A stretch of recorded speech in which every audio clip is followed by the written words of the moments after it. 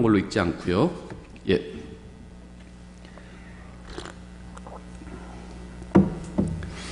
예, 오늘까지 고린도전서 1장을 저희가 살펴보려고 하는데요. 이제 한 가지 주제를 살펴보려고 합니다. 예, 본문은 고린도전서 1장 16절부터 2장 5절까지입니다. 장은 나뉘어 있지만 이게 그 내용은 연결이 되거든요. 2장 5절까지. 예, 그래서 2장 5절까지 보겠습니다. 이 장절 구분에 대해서 저희가 예전에 그 성경에 관해서 이야기할 때, 신학원 강의할 때 이야기를 했었는데요. 장절 구분은 하나님의 말씀에 포함된 것은 아닙니다. 하지만 하나님께서 인도해 주신 것 같아요. 이 장절 구분이.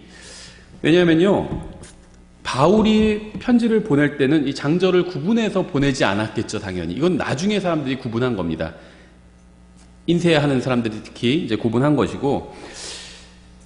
그런데 성경을 보면 시편 둘째 편에 이르기를 하면서, 시편은 장 대신 편이라는 말을 쓰잖아요. 시니까. 이 장을 구분한 그런 이야기가 나와요. 그러니까 성경의 장절 구분이 하나님의 말씀은 아니에요. 하지만 성경의 장절 구분을 하나님께서 충분히 인도해 주셨다. 성경적이다, 충분히. 이렇게 생각할 수는 있겠죠.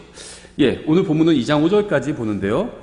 먼저 한번 본문을 쭉 이해를 위해서 쭉 한꺼번에 읽고 그 다음에 관련된 이야기를 하겠습니다. 이게 지금 많은 내용을 담고 있는 것 같지만 중심 사상은 사실 하나입니다. 예, 그 고린도전서 1장 16절부터 2장 5절까지 읽겠습니다. 17절부터 보겠습니다. 17절 죄송합니다. 그리스도께서 침례를 주라고 나를 보내지 아니하시고 복음을 선포하라고 보내셨으며 이 일을 말의 지혜로 하지 아니하게 하셨으니 이것은 그리스도의 십자가가 무효가 되지 않게 하려 하심이라. 이는 십자가를 선포함이 멸망하는 자들에겐 어리석은 것이지만 구원받은 우리에게는 하나님의 권능이기 때문이라. 기록된 바 내가 지혜로운 자들의 지혜를 무너뜨리고 분별 있는 자들의 지각을 쓸모없게 만들리라 하였으니 지혜로운 자가 어디 있느냐? 서기관이 어디 있느냐?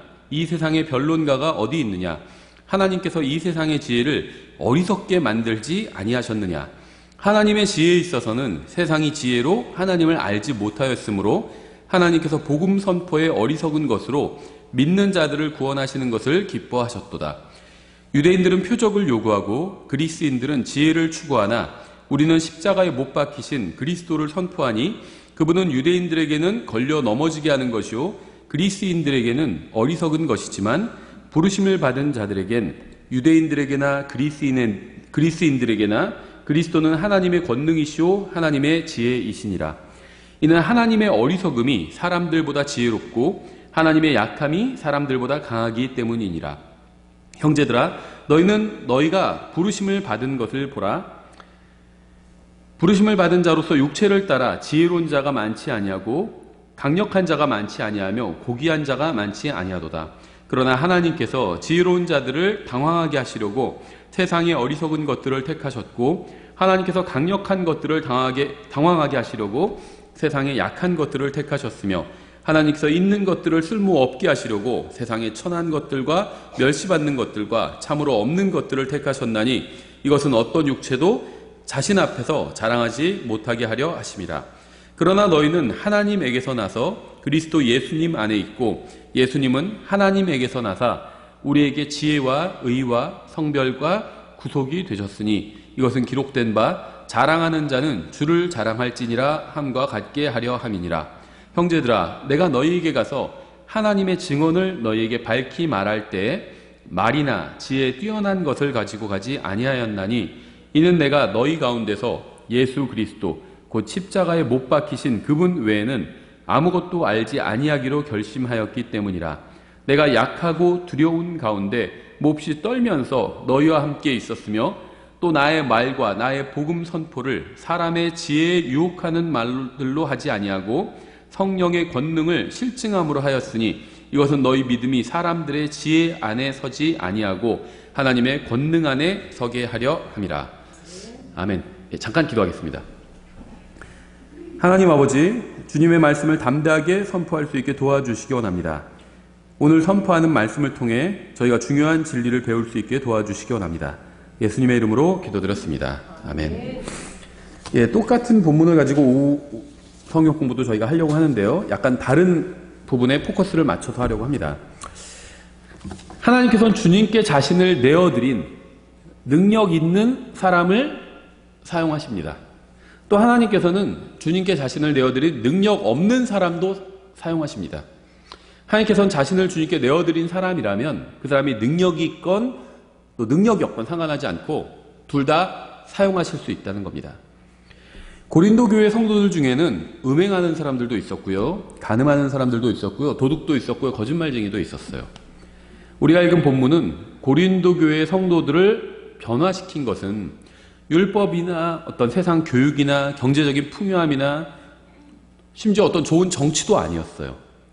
이들의 인생을 변화시킨 것은 누군가 이들에게 예수 그리스도께서 십자가에서 죽으시고 묻히셨다가 부활하셨다는 복음을 선포했고 이들이 복음을 믿었기 때문에 이들의 인생이 변화되었습니다.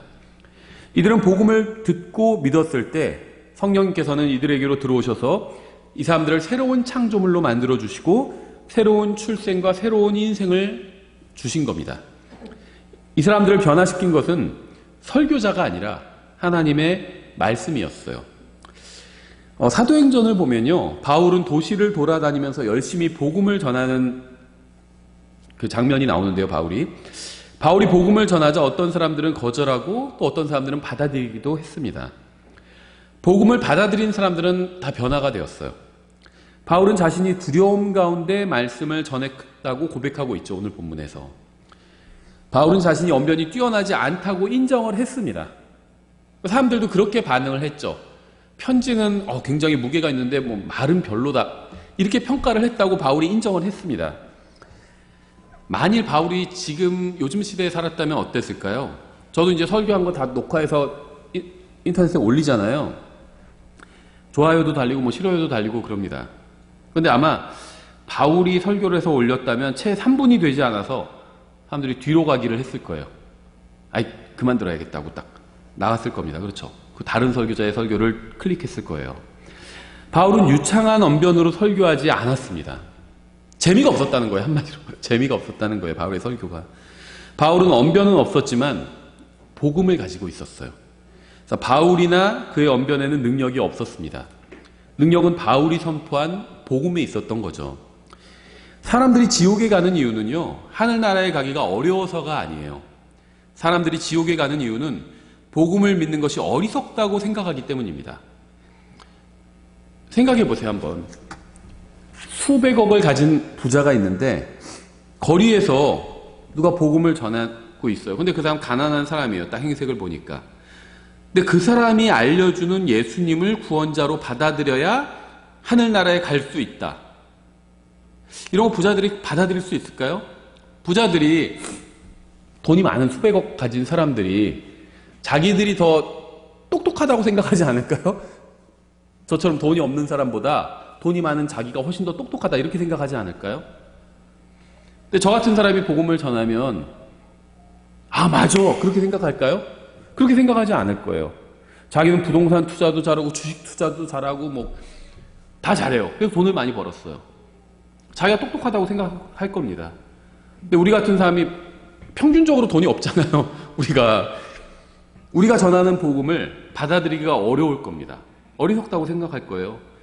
뭐하러 저렇게 성경 읽고 무슨 찬송을 하고 밖에서 무슨 또 전도지 나누고 왜 그러고 있지? 차라리 그 시간에 주식 투자를 하든지 그런 게 훨씬 더 좋을 텐데 되게 어리석다, 이렇게 생각할 겁니다. 대학 교수는 어떻게 생각할까요? 어떤 한 보니까 고등학교도 제대로 못 나온 것 같은데 막 복음을 전하고 자기한테 전도지를 주고 그래요. 그러면서 예수님을 믿어야지만 구원받을 수 있다, 이렇게 얘기합니다. 그럼 받아들이기가 어려울 거예요. 어리석다, 이렇게 생각하는 겁니다. 저 친구가 아직 철학과 사상들을 잘 모르니까 예수님 믿어야 구원받는다, 이런 얘기하는 거 아니야? 이렇게 생각할 겁니다. 사람을 구원하는 능력은 설교자의 지혜나 지식이나 설교 스타일에 있지 않습니다. 사람들은 막 설교 스타일을 쫓아다녀요. 막 재밌는 설교, 저는 말로 다 때우죠. 막 비주얼화하는 설교들 있잖아요. 그게 잘못됐다는 건 아니에요. 관심을 끌어들일 수는 있는데 저는 그냥 가능하면 하나님의 말씀 집중하도록 하는 게 좋다고 생각합니다. 말로 선포했어요. 성경에선 다. 근데 이런 설교 스타일에 능력이 있는 건 아니라는 겁니다. 어떤 분들은 거기에 능력이 있다고 생각해요. 설교 스타일에. 교회에서 장비를 좀 더 갖추고 막 좀 더 설교를 비주얼화 해가지고 하면 성도들이 잘 알아들을 수 있지 않을까? 모르겠어요. 잘 알아들을 수도 있겠죠. 근데 성경은 그렇게 말씀하고 있지는 않아요. 능력은 어떤 스타일에 있는 것이 아니라 하나님의 말씀에 있어요. 사람을 구원하는 능력은 예수 그리스도의 복음에 있습니다. 우리는 바울의 고백이 조금 당황스러워요. 바울이 복음을 전하고 말씀을 가르칠 때 그것도 무슨 대단히 영적으로 성장한 사람들 앞에서 하면은 좀 두려울 수도 약간 부담될 수도 있겠죠. 30년간, 40년간 사역하신 목사님들 모아놓고 설교하라고 그러면 좀 부담이 될 수도 있습니다. 그렇죠.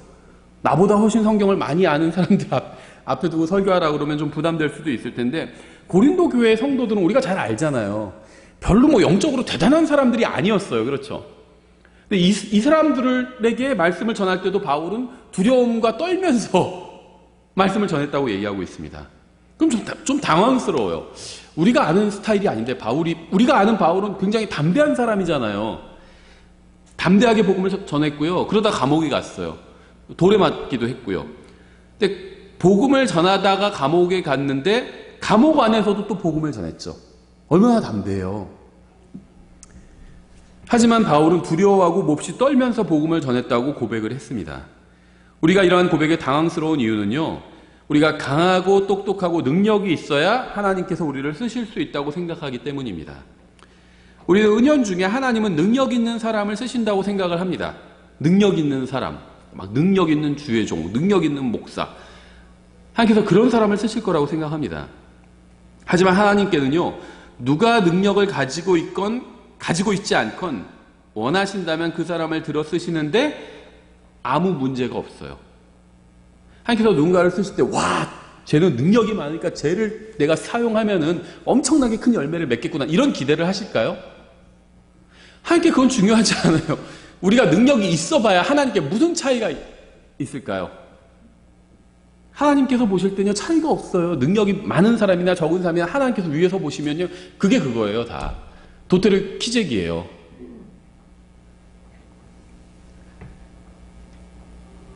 비둘기 보시면요, 비슷비슷하게 생겼어요. 그렇죠? 아니면 닭 양계장 가서 막 닭을 막 몇천 마리, 몇만 마리씩 막 키우는 데 있잖아요. 쫙 풀어놓고 큰 비닐하우스 같은 데서. 그런 데 보면 닭이 어떻게 보이나요? 다 똑같이 보이죠? 닭들끼리는 아마 그런 게 있을 거예요. 자기가 좀 더 등치도 크고 잘생긴 닭, 쟤는 좀 못생긴 닭, 그런 게 있겠죠. 근데 사람이 볼 때는요, 그게 그거예요. 다 잘생겨 봐야 뭐가 얼마나 잘생겼겠어요. 닭이 다 똑같지. 어차피 다 잡아먹을 건데. 하나님께서 보실 때는요, 똑같아요. 대단해 봐야 얼마나 대단하고, 난 잘생겼다고, 난 쟤보다 잘생겼다고 생각하고, 난 쟤보다 똑똑하다고 하고, 얼마나 차이가 나겠어. 어차피 다 죽을 건데. 그게 그거죠. 하나님께는요, 그러니까 인간의 어떤 능력은 사실 큰 차이가 없어요. 하나님 앞에서는. 능력이 많은 사람이나 능력이 적은 사람이나. 하나님께서는 언변이 뛰어난 설교자를 통해서 일하실 수도 있고요. 보통의 설교자를 통해서 일하실 수도 있고요. 형편없는 설교자를 통해서 일하실 수도 있습니다. 아무리 언변이 뛰어나다 해도 예수 그리스도의 복음을 선포하지 않고 성령님께서 함께 하시지 않는다면 아무 소용이 없어요. 아무리 말을 잘해도 하나님의 말씀을 가르치지 않는다면 소용이 없다는 겁니다. 모세는요, 40년이 넘는 세월 동안 200만 명이 넘는 회중을 대상으로 목회를 했습니다. 보통 한 150만에서 한 300만가량 됐을 것이다, 이스라엘 백성이 당시에. 이렇게 생각을 하는데요. 아마 40년이라는 세월이 지나면서 애도 낳고 하면서 더 불어났겠죠. 그러니까 평균적으로 한 200만이 되는 사람들을 40년간 광야에서 목회를 했습니다. 근데 그 오랜 세월 동안 그렇게나 많은 사람들을 상대했지만 성경에 의하면 모세가 화를 낸 적은 한 번밖에 없어요. 성질을 낸 적이 한 번밖에 없습니다. 이거 정말 엄청난 거예요. 그렇게 많은 사람들을 인도하면서 화를 한 번만 냈다는 건 엄청난 겁니다. 그런데요, 성경에 의하면 모세는 말을 잘하는 사람은 아니었습니다. 그렇죠? 출애굽기 4장 1절에 나와요. 하나님께서 이제 모세에게 가서 파라오에게 말씀을 전해라, 이렇게 말씀하셨죠. 모세의 반응입니다. 출애굽기 4장 1절 모세가 응답하여 이르되 그러나 보소서 그들이 나를 믿지 아니하며 내 음성에 귀를 기울이지 아니하리이다. 그러니까 파라오에게 가서 말씀을 전하고 이스라엘 백성에게도 말씀을 전해라 이렇게 말씀하셨어요. 그들이 말하기를 주께서 내게 나타나지 아니하셨다 하리이다 하매 모세는 주님께 말씀을 전하라는 사명을 받았지만 자신이 언변에 능하지 않다는 이유로 거절했습니다. 말을 잘 못합니다. 저는 성경에 보면요 이렇게 변명하는 경우가 꽤 나오죠. 근데 주님께서는요 막대기가 뱀으로 변하는 기적과 나병에 걸렸다가 낫는 기적을 보여주셨습니다. 그러니까 모세가 저는 말을 잘 못해서 가서 말씀을 전할 수 없습니다. 이렇게 하니까는 그러니까 모세가 생각했을 때 우리가 보통 사람이 생각한 것과 똑같은 생각을 한 거예요. 조금 더 능력 있고 말을 잘하는 사람이 이왕이면 가서 하나님의 말씀을 전하는 게 낫지 않을까 이 생각을 한 겁니다. 우리도 그런 생각 하잖아요. 하나님의 말씀을 저 사람한테 전해야 되는데 근데 나는 말을 잘 못하는데 내가 할 수 있을까? 나보다는 하나님 저 사람에게 정말 하나님 말씀을 잘 전하는 사람을 붙여주십시오. 이렇게 기도하는 게 더 낫지 않을까? 모세는 그런 생각을 한 거예요. 우리가 생각하는 것처럼. 그랬더니 하나님께서는 기적을 보여주셨어요. 막대기가 뱀으로 변하고 나병에 걸렸다가 낫는 기적을 보여주셨습니다. 그러니까 여기서 모세가 좀 엉뚱하다고 생각했을 거예요. 말을 잘 못하는데 기적을 봐서 뭐예요? 공부를 잘 못하는데 어디 가서 막 무슨 서커스 봐서 뭐예요? 서커스 보면 공부 잘하게 되나요?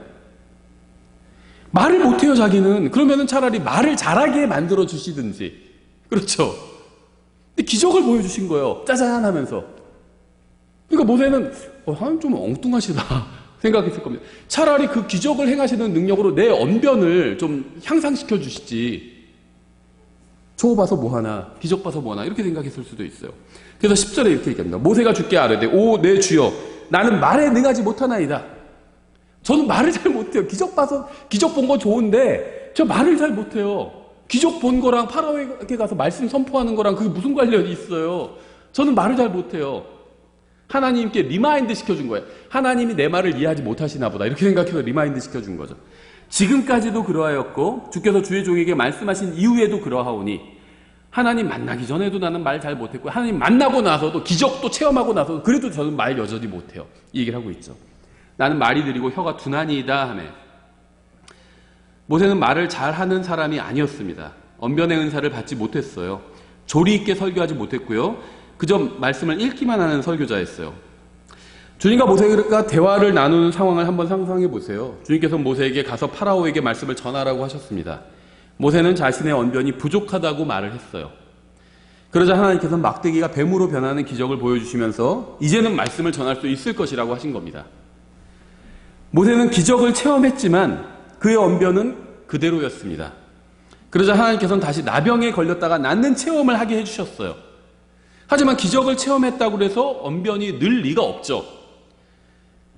그래서 모세는 주님께 하소연을 한 겁니다. 오 내 주여 나는 말에 능하지 못하나이다. 지금까지도 그러하였고 주께서 주의 종에게 말씀하신 이후에도 그러하오니 나는 말이 느리고 혀가 둔하나이다. 아주 정중하게 얘기했지만요. 이 말의 의미가 뭔가요? 주님께서 막대기로 뱀을 만드시고 나병에 걸렸다가 낫게 하는 기적을 보여주셨지만 저의 언변은 향상시켜주지 않으셨습니다. 제게 진정으로 필요한 것은 말을 잘할 수 있는 능력입니다. 지금 이 얘기를 하고 있는 거죠. 모세는 하나님이 눈치가 좀 없다고 생각했을 수도 있어요. 그렇죠? 근데 그런 얘기를 하면 두렵잖아요. 하나님은 지금. 그러니까 지금 돌려서 아주 정중하게 그 얘기를 하고 있습니다. 하나님 제 말 이해 못 하시는 거 아니에요? 제가 지금 부족한 게 언변이지 무슨 제가 언제 기적 지금 체험시켜달라고 했나요? 하나님 좀 눈치가 없으신 것 같아. 속으로 이렇게 생각했을 수도 있겠죠. 11절, 12절을 보면요. 눈치가 없는 쪽은 하나님이 아니라 모세였어요. 11절에 주께서 그에게 이르시되 누가 사람의 입을 만들었느냐? 말 잘하게 하는 거 그건 난 문제 없어. 그 얘기를 하시는 거죠. 누가 말 못하는 자나 귀 먹은 자나 보는 자나 눈 먼 자를 만들었느냐? 나 주가 아니냐? 그런즉 이제 가라. 내가 내 입과 함께하여 내가 할 말을 내게 가르치리라. 말을 아예 주겠대요. 그대로만 얘기하면 된다는 겁니다. 네가 말 잘할 필요 없다는 겁니다. 하나님의 말씀을 선포하는데 말에 그러니까 언변이 없어도 상관없다는 거예요. 그냥 무슨 말을 할지 그대로 알려줄 테니까 그대로 전하라는 거. 오히려 더 좋다는 겁니다. 언변이 있으면 네가 막 치장을 할 거 아니야. 근데 언변이 없어. 그러면 그냥 그 말을 그대로 전할 수밖에 없잖아요. 그게 더 좋다는 거예요, 하나님은. 하나님께서 모세에게 하신 말씀의 의미를 이해하시겠나요? 입을 만든 것이 누구냐? 내가 말을 잘할 수 있다는 사실을 못 믿게, 너는 말을 못하지만 나는 말을 잘해, 걱정 마. 이 말씀을 하신 거예요. 너는 그냥 파라오한테 가서 내 말을 전하기만 하면 되는 거야. 이 말씀을 하시는 겁니다. 여러분 중에도 모세처럼 변명하는 분들이 있을 거예요. 저 사람한테 복음을 전해야 되는데 내가 말을 잘 못할 것 같아. 이렇게 생각할 수 있죠. 말을 잘 하지 못해도요, 상관없어요. 여러분의 언변의 능력이 있는 게 아니거든요. 그냥 가서 하나님께 하라고 하신 말씀만 전해주면 됩니다. 예수 그리스도께서 여러분에게 무슨 일을 해주셨고 상대방에게 무슨 일을 해주실 것인가를 알려주기만 하면 돼요. 모르는 것을 물어보면요, 그럼 나 어떡하지? 이렇게 걱정할 필요가 없습니다. 모르는 건 그냥 모른다고 얘기하면 돼요. 복음을 막 전하는데 갑자기 근데 그건 잠깐만요. 근데요, 그 외계인들은 뭐예요? 공룡은 어떻게 됐어요? 이런 거 물어볼 수도 있잖아요. 그럼 뭐라 그러지? 외계인 뭐라 그러지? 그냥 마귀라고 그럴까? 이상하다고 할 텐데. 걱정하지 마세요. 그냥 모른다고 하면 성경에 외계인이 마귀다 이런 말은 없잖아요. 그렇게 보통 주장하시는 분들이 있거든요. 킹잼 성경 진영에서도. 그게 아니라는 건 아니에요, 제가. 지금 그거 갖고 논쟁하자는 게 아닙니다. 다만 성경에서 그렇게 직접적으로 말씀은 안 하잖아요. 물론 둘째 하늘에 지금 누가 살고 있는지는 우리가 성경을 통해서 알 수는 있죠. 근데 어쨌거나 그런 얘기 갖고 말싸움할 필요는 없어요. 그냥 잘 모르겠다고 하면 됩니다. 왜냐면 사실 잘 모르잖아요. 영적인 세계에 대해서 우리가 잘 모르거든요. 하나님께서 성경에서 많은 것을 말씀하지는 않으셨어요. 그래서 모른다고 하면 됩니다. 그건 제가 잘 몰라요. 제가 잘 아는 거 알려드릴게요. 이렇게 얘기하면 돼요. 저는 그건 잘 모르지만요, 예수님께서 저의 죄값을 십자가에서 모두 갚아주셨다는 사실을 알고 있습니다. 예수님께서는 선생님의 죄값도 다 갚아주셨습니다. 선생님이 이 사실을 받아들이기만 한다면 선생님은 지옥에 가지 않아도 됩니다. 제가 예수님을 구원자로 받아들인 후에 하나님께서 저의 인생을 완전히 변화시켜 주셨어요. 선생님도 예수님을 구원자로 받아들이면 완전히 새로운 사람이 되어서 새로운 인생을 살 수가 있습니다. 이렇게 얘기하면 돼요. 그래요? 그럼 하나님은 사랑이라고 하면서 왜 어린아기들은 죽는 건 막지 않으실까요? 왜 아프리카에서는 다 그렇게 굶어 죽게 하실까요? 이런 얘기 할 수도 있죠. 그냥 전 잘 몰라요. 하지만 제가 예수님을 구원자로 받아들인 후 하나님께서는 저의 마음에 완전한 평안을 주셨고요. 말씀을 통해서 구원의 확신을 주셨어요. 예수님께서는 선생님을 위해서 십자가에서 죽으시고 묻히시고 부활하셨습니다. 선생님이 이 사실을 믿으면 구원받을 수 있어요. 이렇게 아는 걸 얘기하면 돼요. 모르는 건 모른다고 하면 됩니다. 모르는 걸 막 아는 것처럼 얘기할 필요는 없죠. 성경에는요, 어려운 게 많아요. 그래서 성경을 오랫동안 가르친 분들도 모르는 게 많습니다. 저도 전에 한번 성경 강의하다가 이거는 잘 모르겠다고 얘기하고 넘어갔어요. 모르니까 모르겠다고 얘기하고 넘어갈 수밖에 없죠. 어떤 분이 연락이 왔어요. 자기는 성경 강의하면서 모른다고 얘기하는 사람 처음 봤대요. 그런데 그게 자기는 더 좋았다는 거예요. 모르면 모른다고 하고 넘어가면 되는데 목사라고 다 아는 게 아니니까 자꾸만 아는 것처럼 얘기하더래요. 근데 머피의 법칙에 그게 있거든요. 내가 아는 거는 상대방을 이해시킬 수가 있죠. 근데 모를 땐요, 모른다고 하면은 얕잡아 보일까봐 이해시킬 수 없으면 혼란시켜라 이런 말이 있거든요. 막 이상한 말을 막 해요. 옛날에 머피의 법칙에 나와요. 머피의 법칙 굉장히 좋은 책이에요. 이 세상에 대해서 성경이 말씀하시는 것과 일치하는 책이에요. 아주 좋은 책입니다. 옛날에 학교 다닐 때요, 앞에서 가르치시는 분이 설명을 하는데 내가 잘 무슨 말인지 모르겠다 그런 경우 있잖아요. 그럴 때 저는 저분은 아는데 내가 이해력이 딸려서 이해를 못하나 보다 이렇게 생각했는데 그게 아니에요. 가르치는 사람도 모르는 겁니다. 가르치는 사람이 알면 어떻게 하면요, 더 쉬운 예를 들어요. 이해시킬 수 있어요. 근데 가르치는 사람이 자기도 모르잖아요. 근데 자기가 모른다는 걸 들키면 안 돼. 강의 평가 같은 거에서 막 안 좋게 평가 나오니까 이상한 말을 막 하는 겁니다. 자기는 아는데 너희들이 몰라서 참 안타깝다. 안타까우면 알려주면 되는데 못 알려줘요. 자기도 모르니까. 이해시킬 수 없으면 혼란시키는 거예요. 막 다른 얘기하고 전문 용어 쓰고 막 용어들 많이 나열하고 막 그러는 거예요. 용어들 막 많이 나올수록 뭐냐면 자기도 모른다는 거예요. 강의하는 사람도. 알면 다 이해시킬 수가 있습니다. 모르는 건 모른다고 하면 돼요. 아는 것만 얘기하면 됩니다. 왜냐면요, 여러분이 만약 구원받았다면 여러분이 아는 것만으로도 충분합니다. 다른 사람한테. 왜냐하면 우리가 지금 내가 지금 성경을 뭐 강의하는 게 아니잖아요. 구원받지 않은 사람한테 복음을 전하는 거잖아요. 근데 내가 아무리 성경을 몰라도 구원받았다면 구원받기 위해서 알아야 될 건 다 알고 있는 거잖아요. 구원받기 위해서 뭘 알아야 되죠? 내가 하나님 앞에서 죄인이라는 것과 그 죄의 삭수로 죽어서 지옥에 가야 된다는 거. 근데 나를 지옥에서 건져내실 수 있는 유일한 분이 예수님이라는 거. 근데 예수님께서 구원하신 방법은 십자가 위에서 내 죄값을 다 갚아주시면서 그 방법으로 구원하셨다는 거. 이거 알고 있잖아요. 그럼 된 거예요. 이거 얘기해주면 됩니다. 그 사람은 이걸 모르거든요. 그래서 구원받지 못한 거예요. 이걸 알려주면 됩니다. 하나님께서 모세에게 하신 말씀을 이해하시겠나요? 그냥 가서 하나님의 말씀을 전하라는 것이었습니다. 제가 어떻게 구원받게 됐는지 아세요? 전 성경을 읽다가 구원받았어요. 개혁성경 읽다가. 근데 개혁성경을 그 어머니 친구분이 선물로 저한테 주셨어요. 그 당시 아마 톰슨 그 출판사에서 기독지회사에서 일하시는 분이 있었나 봐요. 선물로 주신 거예요. 한영대역 성경을. 그거 읽다가 구원받았어요. 저는 그분을 만나지도 못했고요. 어머니한테 전해받았어요. 저한테 그분은 복음을 한마디도 얘기하지 않은 겁니다. 근데 저는 그분이 저한테 성경을 전해준 그것으로 인해서 구원받은 거예요. 심지어 저한테 말을 한마디도 안 했어요. 그분은. 그렇죠. 성경만 선물로 해줬습니다. 그래서 저는 그 성경을 읽고 구원받은 거예요. 말을 안 해도 되는 거예요. 어떤 경우에 있어서 아마 그분도 그런 고민을 했을 수도 있겠죠. 좀 복음을 전해보고 싶은데 내가 말을 하나도 못해. 그냥 내가 성경을 선물해야겠다. 이렇게 생각했을 수도 있겠죠. 하나님의 말씀을 선물한 거예요. 다른 예도 있어요. 모세 말고도. 이사야죠. 이사야서 6장 1절 이렇게 되어 있습니다. 우시야 왕이 죽던 해 또한 내가 보니 주께서 높이 들린 왕자에 앉으셨는데 그분의 옷자락은 성전에 가득하고. 이 구절은요, 정말 지금 같은 시대를 사는 사람들에게 저는 위로를 주는, 또 방향을 제시해 주는 말씀이라고 생각합니다. 왕은 죽었어요. 그렇죠. 근데 하나님은 죽지 않으셨잖아요. 그럼 된 거예요. 통치자가 제대로 통치를 못해서 걱정이다. 걱정할 수도 있어요. 그게 나쁜 건 아닌데요. 너무 심하게 걱정하지 마세요. 그 사람도 죽어요, 나중에. 다 그만둡니다. 계속 해먹는 게 아니에요. 자기 권력을 다 내려놓을 때가 있어요. 걱정할 필요가 없습니다. 왕도 죽어요, 왕도. 근데 대통령이 뭐라고 계속 할 수 없잖아요. 대통령은 바뀌어도요, 하나님 바뀌지 않아요. 이게 위로를 주지 않나요? 인간 통치자는 유한합니다. 하지만 하나님은 영원하십니다. 사람에게 시선을 두지 말고 이사야처럼 하나님께 시선을 두어야 합니다.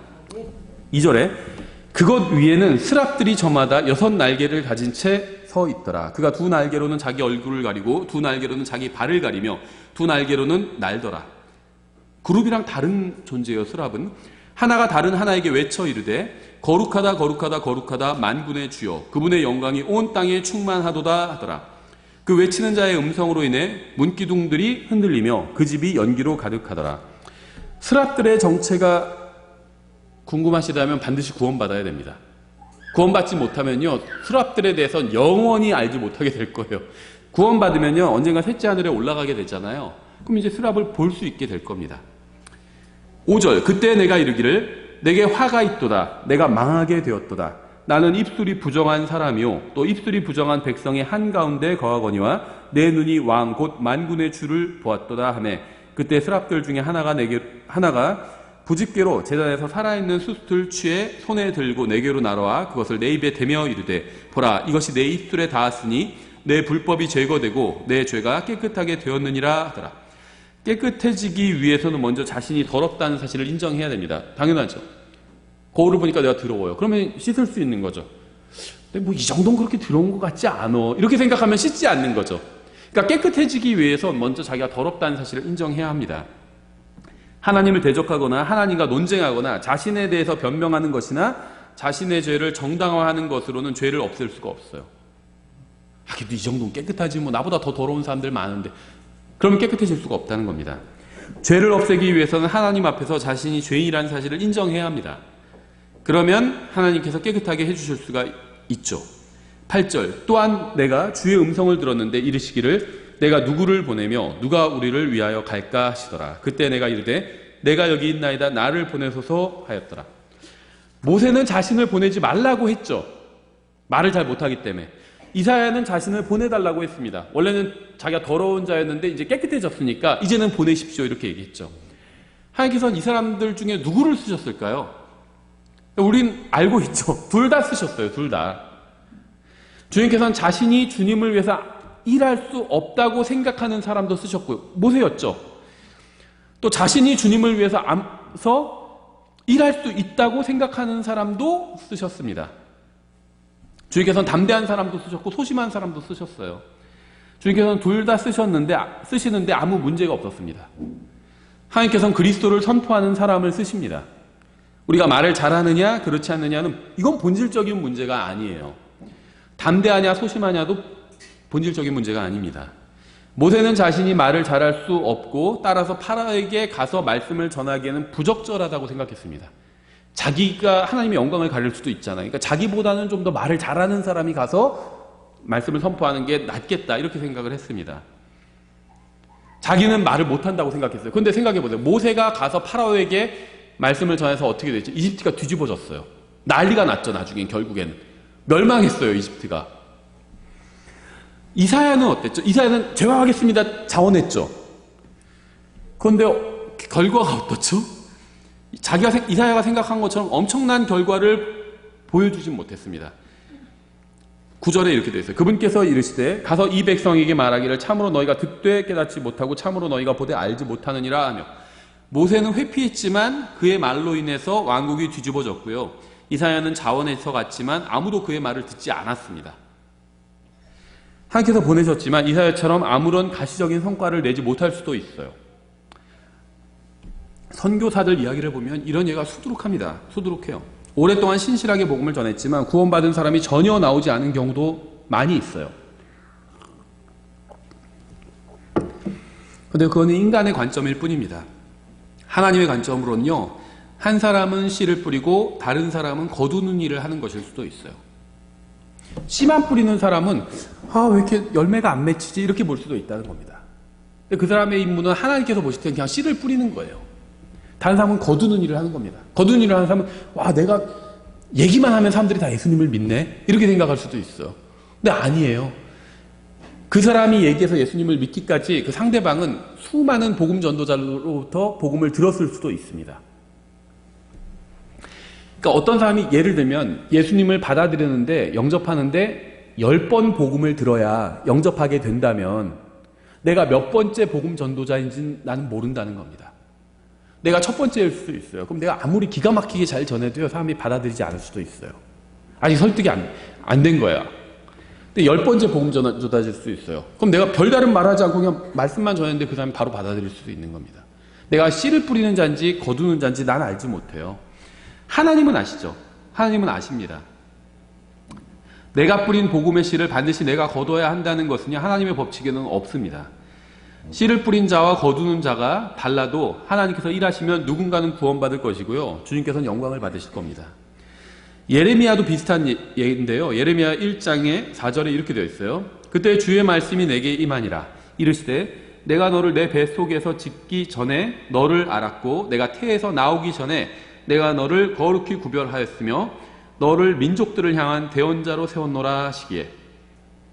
오늘 주제는 아니지만요, 이 말씀에 의하면 태어나기 전에 태아도 태어난 이후의 아이와 마찬가지로 인간이라는 사실을 볼 수가 있죠. 하나님께서는 예레미야를 그의 어머니의 태 속에서부터 아셨습니다. 성경은요, 출생하기 전에 뱃속에 있는 태아도 사람이라고 그렇게 말씀하고 있어요. 그렇죠? 그러니까요, 이게 무슨 논리적으로 설득하려고 해서는 안 돼요, 사람들을. 생각해 보세요. 동물도 생명입니다. 그러면서 육식을 하지 말아야 됩니다. 이렇게 얘기하죠. 어렸을 때는 그런 얘기하면 혼났어요. 편식한다고. 근데 지금은 그걸 비건이다, 그런 식으로 불러요. 그렇죠. 동물도 생명이니까 존중해야 된다. 이런 얘기를 합니다. 근데 태아는 괜찮대요. 몇 주 이하, 뭐 16주 이하는 죽여도 된대요. 이상하지 않나요? 뭐가 잘못되지 않나요? 논리적이지가 않아요. 동물의 생명을 중요하게 여겨야 된다. 그럴 수 있어요. 충분히. 그렇죠. 살아있는 거니까 생명을 존중해야 된다. 그 이야기는 어느 정도 일리가 있다고 생각합니다. 그런데 적어도 사람이 동물보다 못하진 않잖아요. 사람이 동물보다 못하다. 그러면은 그런 생각은 해서는 안 돼요. 그렇죠.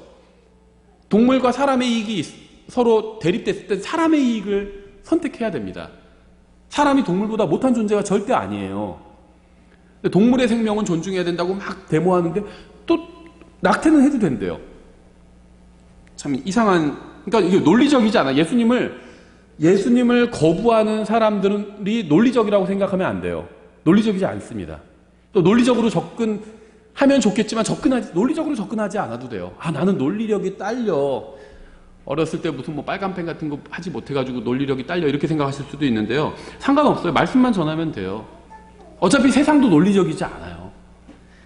말씀만 전하면 됩니다. 6절, 그때 내가 이르되 아 주 하나님이여 보소서 나는 아이라 말을 할 수 없나이다 하니라. 많은 그리스도인들이 말씀을 전하는 일을 예레미야처럼 회피합니다. 말을 잘 못하기 때문에 복음을 전할 수 없다고 생각합니다. 하나님께서는 우리가 말을 잘 못한다는 사실을 잘 아시면서도 말씀을 전하라고 명령을 하셨습니다. 7절, 그러나 주께서 내게 이르시되 나는 아이니이다 하지 말고 내가 너를 보내어 말하게 할 모든 자에게 너는 가며 내가 내게 무엇을 명하든지 너는 말할지니라. 똑같아요. 모세에게 하신 말씀과. 말 못한다고 얘기하지 말고 그냥 내가 시키는 말만 하면 돼. 이렇게 얘기하신 거죠. 하나님께서는 예레미야의 변명을 받아주지 않으신 겁니다. 그러니까 나는 잘 말을 못하기 때문에 복음을 전할 수가 없습니다. 이 변명은 통하지 않는다는 거예요. 주님께서는 유창한 언변으로 사람들을 설득하라고 하신 것이 아니라 주님께서 하신 말씀을 사람들에게 전해주라는 것이었습니다. 설득하지 않아도 돼. 설득하면 좋죠. 근데 설득 안 해도 돼. 전해주기만 하면 돼. 그래서 우리를 증인이라고 부르잖아요. 예수님의 증인. 증인이 하는 일이 뭔지 아세요? 설득하는 게 아니에요. 증인은 설득하려고 하면 안 돼요. 그냥 자기가 알고 있는 것을 이야기하면 됩니다. 예를 들면 A가 사실이고 B가 거짓이에요. 근데 나는 증인인데 B가 사실이라고 알고 있어요. 거짓을 사실이라고 알고 있어요. 내가 본 건 B예요. 그러면요 B라고 얘기를 해야 됩니다. A가 사실인데 B가 거짓인데 내가 본 건 B인데 나중에 막 신문 기사랑 이런 걸 보니까 A가 사실이란 걸 알게 됐어요. 그렇다고 해서 A를 얘기하면 안 돼요. A를 봤다고 얘기하면 안 돼요. 내가 본 게 B면요 B를 봤다고 얘기를 해야 됩니다. 왜냐하면 증인은 재판관을 설득하거나 무슨 배심원을 설득하는 사람이 아니에요. 그냥 본대로 그대로 얘기하는 사람입니다. 설득하면 좋죠. 설득 못해도 된다는 거예요. 하나님께서 여러분에게 기대하시는 건요 그냥 말하라는 겁니다. 증인으로서 알고 있는 거, 예수님이 어떤 분인지 알고 있으면 그거 얘기해 주면 돼요. 아, 저 사람이 받아들일까? 그건 상관하지 마세요. 그건 하나님께서 하실 일이에요. 아는 걸 얘기하면 됩니다. 예수님은 생명의 창시자죠. 또 우리의 죄를 십자가 위에서 대속해 주신 분이죠. 이 세상을 심판하실 분이죠. 그거 얘기해 주면 돼요. 어떻게 예수님이 심판해? 그거 설명하지 못해도 돼요. 그냥 알고 있는 사실을 얘기해 주면 됩니다. 능력은 예레미야에게 있는 것이 아니라 하나님께서 하신 말씀에 있었어요. 이사야에게 능력이 있었던 것이 아니라 하나님께서 하신 말씀의 능력이 있었습니다. 모세에게 능력이 있었던 것이 아니라 하나님께서 하신 말씀의 능력이 있었어요. 바울에게도 능력이 없었습니다. 바울에게도. 능력은 하나님의 말씀에 있었습니다. 여러분에게 아무 능력이 없어도 상관없어요. 하나님의 말씀에 능력이 있는 것으로 그거면 충분합니다. 여러분은 똑똑할 필요도 없어요. 주님의 말씀이 들어가면 마음에 빛을 비춰줍니다. 여러분이 빛을 비춰주는 게 아니에요. 하나님의 말씀이 누군가의 마음에 들어가면요 빛을 비춰줘요. 여러분이 비춰주는 게 아니에요. 여러분은 그저 하나님의 말씀을 다른 사람에게 전해주기만 하면 됩니다. 모세는 말씀을 전하러 가기를 거부했지만 이사야는 자원했죠. 바울은 자신에게 언변이 없다고 고백을 했습니다. 사도행전 18장에 이렇게 되어 있어요. 언변이 뛰어난 사람도 나와요, 성경에. 사도행전 18장 24절에 알렉산드리아에서 태어난 아볼로라 하는 어떤 유대인이 에베소에 이르렀는데 그는 말을 잘하고 바울과 모세와 완전 반대 스타일의 사람이죠. 성경 기록들에 능통하더라. 이 사람이 전에 주의 길 안에서 가르침을 받아 영이 뜨거움으로 주에 관한 것들을 부지런히 말하고 가르치나 요한의 침례만 알더라. 아직 교리는 좀 모르는 부분이 있었던 거예요. 그가 회당에서 담대히 말하기 시작하거늘 아굴라와 브리스길라가 그의 말을 듣고 그를 데리고 와서 그에게 하나님의 길을 더욱 완전하게 설명해 주니라. 교리를 좀 더 가르쳐 준 겁니다. 그렇죠? 그가 아가야로 건너가려는 마음을 먹음으로 형제들이 편지를 써서 제자들에게 권면하여 그를 받아들이게 하니라. 그가 가서 은혜를 통하여 믿게 된 사람들에게 많은 도움을 주었으니 이는 그가 성경 기록들을 가지고 예수님께서 그리스도이심을 보여주며 힘있게 유대인들을 확신시키되 공개적으로 그리하였기 때문이더라. 아볼로는 언변이 뛰어나고 능력이 있고 성경도 잘하는 그런 담대한 사람이었습니다. 만일 여러분에게 뛰어난 언변이 있다면, 특히 젊은 형제님들한테 뛰어난 언변이 있다면요, 그걸 다른 데 쓰지 말고 주님을 위해서 썼으면 좋겠어요. 정치인이 된다든지 뭐 그런 거 하지 말고요, 주님을 위해서 써봤으면 좋겠어요. 말을 잘하고 사람들을 잘 설득할 수 있는 능력을 가지고 있다면 그것을 세상에서 성공하고 잘 나가는 데만 쓰지 말고 주님을 위해서 써보세요. 아볼로처럼. 모세와 이사와 예레미야, 또 바울, 아볼로는요, 서로 스타일이 완전히 다른 사람이었습니다. 성품도 달랐고 말하는 스타일도 달랐어요. 사람들을 대하는 방식도 달랐고요, 지식 수준도 달랐습니다. 하지만 이들에게는 하나님을 위해서 사람들에게 진리를 말하려는 마음이 공통적으로 있었어요. 이들이 하나님의 말씀을 사람들에게 전했을 때 하나님께서는 이들이 선포한 하나님의 말씀에 복을 더해 주셨습니다. 말씀에 복을 더해 주신다, 이런 얘기 이해하시겠어요? 말씀이 있어요. 복된 말씀이죠. 근데 우리가 이 말씀을 믿으면요, 복이 더해지는 거예요. 내 안에서 살아서 이 말씀이 일하기 시작하니까. 많은 아이들이요, 남자애들은 요즘은 꿈이 뭐냐고, 뭐가 되고 싶냐고 하면 뭐 운동선수 이런 거 되고 싶다고 합니다. 운동선수들이 유명하고 인기도 많고 돈도 많이 벌고 그러잖아요. 물론 뭐 아주 현실적인 아이들은 뭐 건물주가 되고 싶다 이런 애들도 있지만 보통은 그래도 운동선수 되고 싶다고 그래요. 여자애들은 연예인 되고 싶다고 하는 애들 많죠. 그런데요, 아주 극소수의 아이들만이 유명한 운동선수나 무슨 연예인이 될 수 있습니다. 그렇죠? 대부분의 아이들은요, 자신이 원하는 것이 되지 못해요. 자기가 되고 싶은 것이 된 사람은 극히 소수입니다. 어렸을 때 내 꿈이 지금 내가 이 모습이다, 이렇게 생각하시는 분은 아마 적을 거예요. 그렇죠? 어렸을 때 나는 월급쟁이가 되는 게 꿈이었어, 이런 사람은 없어요. 하다 보니까 그냥 그렇게 된 거지, 어쩔 수 없이. 하지만 이 세상에 있는 모든 사람은 영적 전쟁의 최전선에 서서요, 예수 그리스도를 위해서 다른 사람들에게 말씀을 선포할 수가 있습니다. 말씀 선포한다는 게 이제 영어로는 프리치거든요. 선포하는 게 이 강단에서 말씀을 전하는 것만 선포하는 게 아니에요. 성경 그렇게 말씀하고 있잖아요. 말씀을 선포한다는 건요, 말씀을 전해준다는 겁니다. 예수님을 알려주는 게 프리치예요. 프리칭입니다. 예수님을 알려주는 게 선포예요. 성경은 이 프리칭이라는 단어를 보면요, 다 예수님을 알려주는 겁니다. 그럼 그 외에 어떤 교리를 알려주는 건 뭐냐? 그건 티칭이에요. 사실 이 강단은요, 티칭을 하는 곳이에요. 하나님의 말씀을 가르치는 곳입니다. 그럼 프리치, 예수님을 선포하는 건 어디서 하는 거냐? 개인 대 개인이 하는 겁니다, 사실. 근데 이제 용례가 완전히 바뀌어버렸죠. 프리칭이, 목사들이 막 설교하는 걸 프리칭이라고 부르는데 성경은 그렇게 말씀하고 있지 않아요. 이디오피아 내시에게 빌립이 프리칭을 했습니다. 같이 마차에 타서 프리칭을 했어요. 근데 빌립이 예수님을 믿지 않으면 지옥에 갈 것입니다, 막 하면서 그렇게 얘기하지 않았어요. 그렇죠? 이사야서를 펴서 그냥 얘기를 해줬어요. 여기서 어린 양이 바로 예수님이고요, 얘기를 해준 겁니다. 이게 프리칭이에요. 프리칭이 막 소리 지르면서 막 강대상을 치면서 하는 게 프리칭이 아니라는 겁니다. 성경적 의미는. 사람들의 회중에게 성경 가르치는 건 티칭, 가르치는 거죠. 개인적으로 예수님을 전하는 게 프리칭이에요, 성경에 의하면. 모든 사람이요, 다 말씀의 사역자가 될 수 있다는 겁니다. 구원받은 모든 사람은 원하기만 하면 하나님께 쓰임받아 말씀을 선포할 수가 있습니다. 능력이 있건 없건 상관없이 원하는 모든 사람은 말씀을 전하는 말씀의 사역자가 될 수 있어요. 저에게 예수님을 알려준 사람은 아무 말도 하지 않았어요. 성경만 줬어요, 저에게.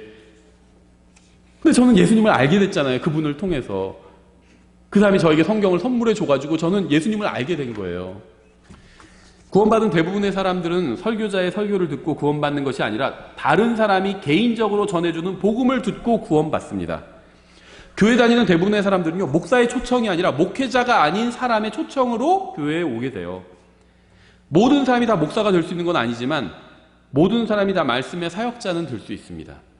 목사만 말씀의 사역자가 아니라 모든 사람이 말씀의 사역자가 될 수 있어요. 말씀을 가지고 일하는 사람이 말씀의 사역자예요. 여러분이 원하기만 하면 말씀의 사역자가 될 수 있어요. 남녀노소 할 것 없이 다.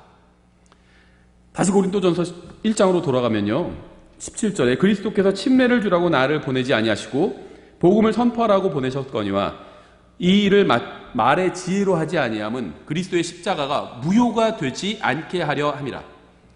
구원받지 못한 사람들에게는요, 복음만을 전해야 됩니다. 복음만. 낙태 반대나 음주 반대 같은 거 할 필요가 그런 거 전할 필요가 없어요. 복음만 전하면 됩니다.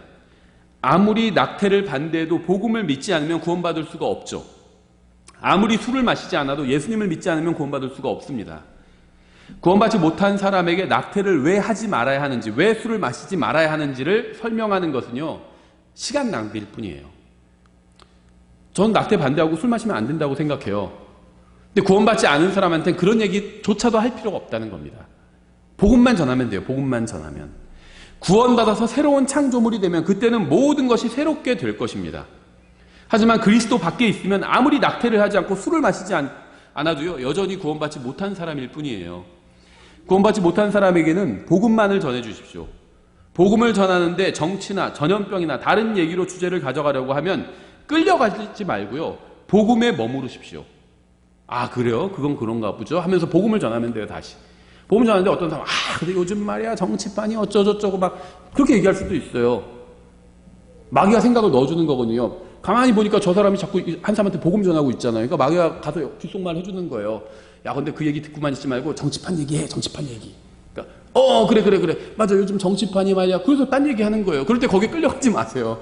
아, 그래요? 그런가 보죠. 아, 그런데요, 지금 정말 선생님한테 더 중요한 게 있어요. 이 정치판보다 훨씬 더 중요한 게 있어요 하면서 복음에 머물러야 된다는 거예요.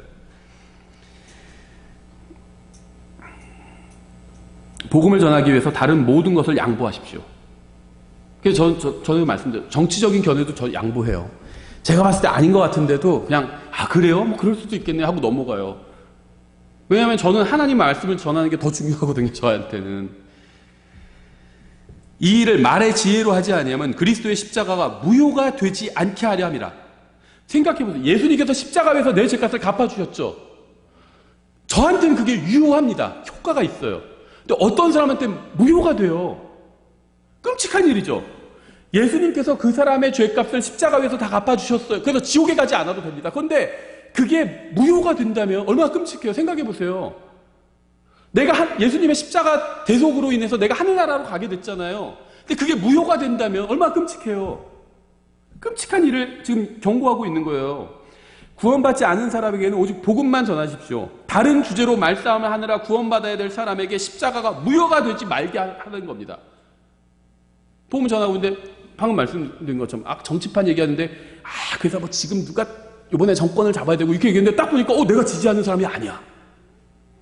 복음 전하다 나도 거기에 휘말려가지고 무슨 얘기예요? 그 사람이 정권 잡으면 어떻게 돼요? 이렇게 되면 어떻게 돼요? 말싸움을 막 하게 되면 십자가가 무효가 되게 하는. 그 다음 이제 내가 전한 복음 안 들어요. 말싸움하느라. 그럼 그 사람에게는요, 십자가의 대속이 효력을 못 미치는 거예요. 복음을 들어야 믿을 수 있잖아요. 근데 복음을 내가 못 전하게 됐잖아요. 말싸움하느라고. 그럼 십자가의 효력이, 대속의 효력이 미치지 못하고 무효가 되는 거예요. 성경은 모든 사람이 죄를 지어 하나님의 영광에 이르지 못했다고 말씀합니다. 여기서 모든 사람이라는 것은 선생님과 저를 포함하는 모든 사람입니다. 더 안 좋은 소식은 성경이 죄의 삭은 사망이라고 말씀하신다는 점입니다. 하지만 정말 좋은 소식도 있어요. 정말 막 정치판 얘기를 하면 안 좋은 소식만 있잖아요. 답답하기만 하고. 그런데요, 정말 좋은 소식이 있습니다. 하나님께서 예수님을 통해서 선생님한테 영원한 생명의 선물을 주실 수 있다는 걸. 이런 얘기를 해야죠. 제가 지금 무슨 말을 하고 있는지 아시겠나요? 저는 설명하는 것이 아니라 성경에 기록된 것을 그대로 말해주고 있는 겁니다. 제가 무슨 다른 설명을 하는 게 아니에요. 성경에는 모든 사람이 죄를 지어 하나님의 영광에 이르지 못했다고 말씀해. 성경에 있는 그대로 로마서 3장 23절 그대로 얘기해 준 거잖아요. 왜냐면요, 성경에 기록된 것보다 더 명확할 수가 없어요. 복음을 명확하게 할 필요가 없습니다. 예수님이, 그러니까 스펄전이 이런 말을 했어요. 복음을 꾸미는 것은요, 꽃을 더 아름답게 보이기 위해서 그 위에 에나멜을 페인트 칠하는 것과 같다. 꽃이 그대로 있는 게 예쁠까요? 아니면 내가 그 꽃 위에 더 색깔을 분명하게 하려고 페인트 칠 막 하는 게 예쁠까요? 망쳐놓는 거예요. 꽃에 페인트 칠을 하면. 그렇죠. 스펄전이 또 이런 말도 했어요. 복음을 변론하지 말아라. 그냥 풀어놓으면 된다.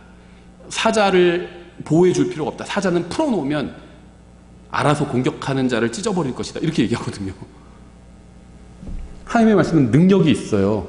하나님의 말씀은 풀어놓기만 하면 됩니다. 그 말씀이 막 사람을 휘어잡을 거예요. 예수님이 기적을 행하시면서 복음을 전하셨지만 주님께서 승천하실 때는 고작 수백 명만 믿었죠. 복음을 전하는 특별한 방법이나 비결 같은 건 없습니다. 생각해 보세요. 예수님께서 3년 반 동안 사역하시고 나서 정말 아주 핵심 제자는 12명이었죠. 3년 반 동안 사역하신 결과가 핵심 제자 12명이었습니다. 근데 그 중에 하나는 또 배반해버렸어요. 그렇죠. 그리고 이제 승천하실 때는 500명가량이 예수님을 믿게 됐어요. 그렇죠.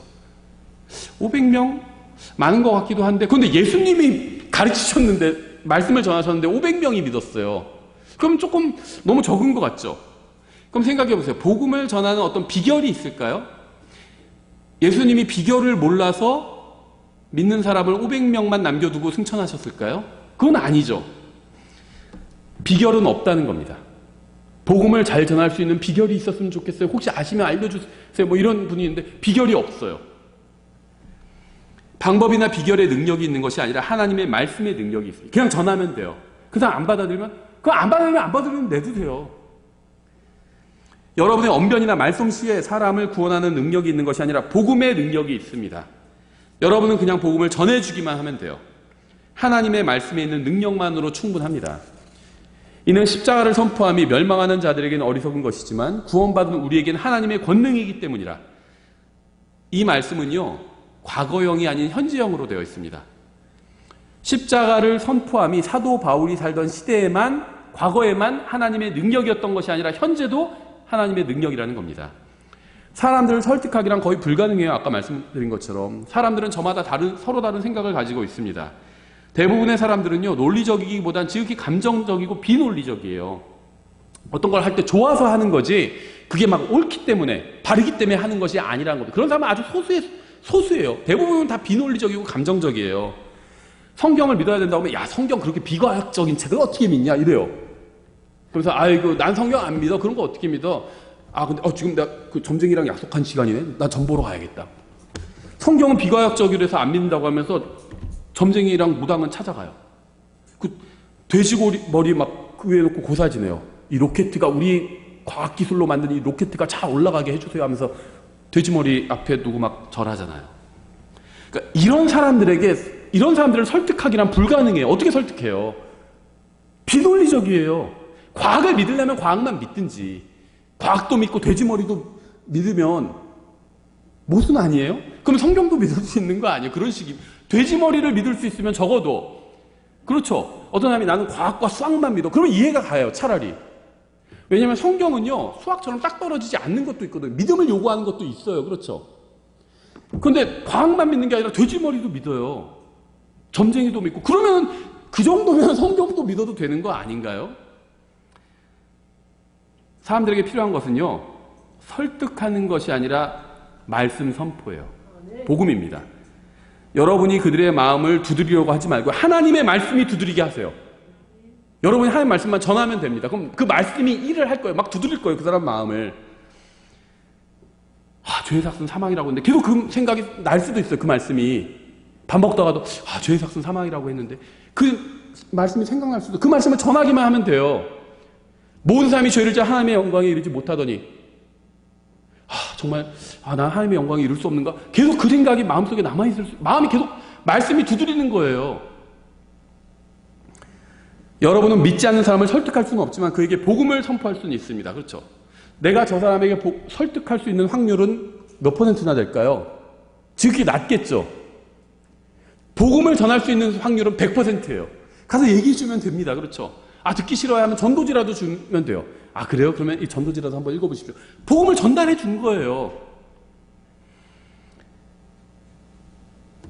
예수님을 알려줄 수는 있어요. 누구에게도. 그리고 감사하게도 하나님께서 여러분에게 하신 명령은 사람들을 설득하라는 것이 아니라 사람들에게 복음을 전하라는 것입니다. 예수님의 증인이 되라는 거예요. 복잡하게 생각하지 말고 예수님을 전해주고 복음을 전해주십시오. 거기에 능력이 있어요. 19절 기록된 바 내가 지혜로운 자들의 지혜를 무너뜨리고 분별 있는 자들의 명철을 쓸모없게 만들리라 하였으니 지혜로운 자가 어디 있느냐? 서기관이 어디 있느냐? 이 세상의 변론자가 어디 있느냐? 하나님께서 이 세상의 지혜를 어리석게 만들지 아니하셨느냐? 하나님께서는요, 세상 지혜를 사랑하는 학자들과 언론인들을 어리석게 만드셨습니다. 주님께서는 이 세상 지혜를 어리석은 것으로 만드셨어요. 이것이 바로 성경을 떠나선 세상 어디서도 인생과 하늘나라와 지옥과 영혼에 관한 답을 찾을 수 없는 이유입니다. 어리석게 만드셨기 때문에 못 찾아요. 본질적인 답을 못 찾습니다. 하나님께서 지혜에 있어서는 세상이 지혜로 하나님을 알지 못하였으므로 하나님께서 복음 선포에 어리석은 것으로 믿는 자를 구원하시는 것을 기뻐하셨다. 철학과 무슨 사상과 이런 거 몰라도 된다는 겁니다. 종교인들과 교육받은 사람들과 능력 있는 사람들과 부유한 사람들에게는 복음이 어리석은 것으로 보여요. 그들은 하나님이 계시다면 자기들처럼 잘난 사람을 지옥에 보낼 리가 없다고 생각합니다. 그들에게는 성경을 기록된 그대로 믿는 정신 나간 사람이 전하는 예수를 믿어야 구원받을 수 있다는 것은 정말 어리석기 짝이 없어 보여요. 복음 선포가 어리석어 보이는 이유는 하나님께서 구원받는 방법을 누구나 원하면 구원받을 수 있게 극도로 쉽게 만들어 놓으셨기 때문이에요. 그런 식이면 뭐 다 구원받게? 맞아요. 다 구원받게 해주신 거예요. 주님께서 아무것도 할 수 없는 어린 아이라도 원하면 구원받을 수 있을 정도로 구원을 쉽게 만들어 놓으셨기 때문에 힘있고 능력 있는 사람들은 구원이 그렇게 쉬울 리가 없어. 그렇게 생각하면서 복음 선포를 어리석은 것이라고 생각하는 겁니다. 유대인들은 표적을 요구하고 그리스인들은 지혜를 추구하나 유대인들은 기적을 보고 싶어해요. 복음 그런 거 얘기하지 말고 기적을 보여줘. 그렇게 얘기하는 겁니다. 하나님께서는 구원받기 위해서는요, 그들도 복음을 믿어야 한다고 말씀하시는 겁니다. 기적을 봐서는 구원받을 수가 없어요.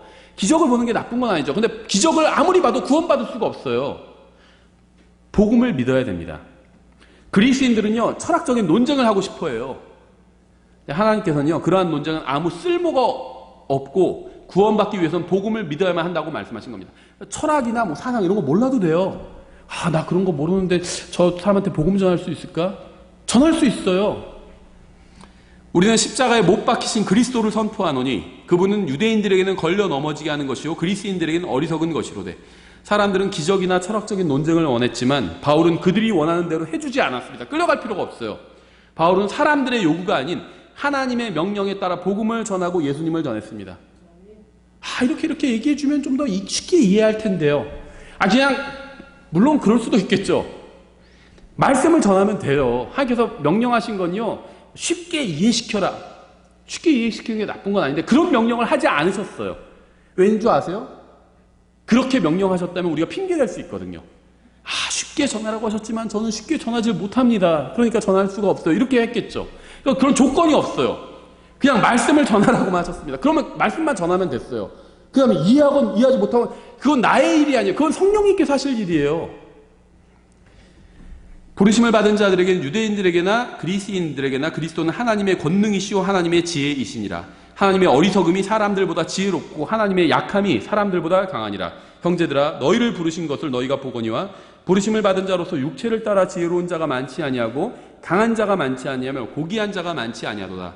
그러나 하나님께서 지혜로운 자들을 당황하게 하려고 세상의 어리석은 것들을 택하시고 하나님께서 강한 것들을 당황하게 하려고 세상의 약한 것들을 택하시며 하나님께서 있는 것들을 쓸모없게 하려고 세상의 천한 것들과 멸시받는 것들을 택하시고 참으로 없는 것들을 택하셨나니 이것은 어떤 육체도 자신 앞에서 자랑하지 못하게 하려 하심이라. 복음을 선포하면 성령님께서 그 말씀에 복을 더해 주십니다.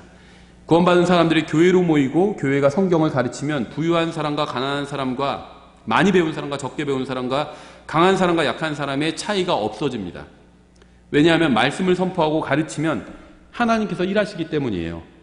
말씀을 배운 사람은 모두 하나님을 찬양하고 서로를 형제, 자매로 부르면서 서로를 위해서 기도하고 서로의 짐을 집니다. 왜냐하면 말씀을 제대로 배운 사람은 자신의 혼을 구원한 것은 예수 그리스도의 복음밖에 없다는 사실을 잘 알고 있기 때문입니다. 내가 잘나봐야 아무런 소용이 없는 거구나. 하나님 앞에서는 벌레반도 못한 거였구나. 이렇게 알게 된다는 겁니다. 이 세상은 병들어 있어요. 죽어가고 있습니다. 병들어 죽어가고 있는 세상에 필요한 것이 복음입니다. 하나님의 말씀이에요. 세상은 예수님 없는 평안과 영광과 구원과 영생을 원하지만 결코 얻지 못할 겁니다. 왜냐하면 진정한 평안과 영광과 구원과 영생은 예수님 안에만 있기 때문입니다. 그래서 예수님 없이는 누구도 이러한 것을 얻을 수가 없어요. 따라서 우리는 병들어 죽어가는 세상에서 사람들에게 복음을 선포하고 예수님을 소개하면서 하나님의 말씀을 전해야 합니다. 여러분이 복음을 전하고 말씀을 선포할 때 능력의 하나님께서 일하실 겁니다. 기도하겠습니다. 하나님 아버지, 저희에게 성경을 주셔서 감사합니다. 저희는 아무 능력도 없는 사람들입니다. 하지만 주님의 능력의 말씀이 저희를 통해 선포되기를 원합니다. 저희가 말씀의 통로가 되게 해주시기 원합니다. 예수님의 이름으로 기도드렸습니다. 아멘.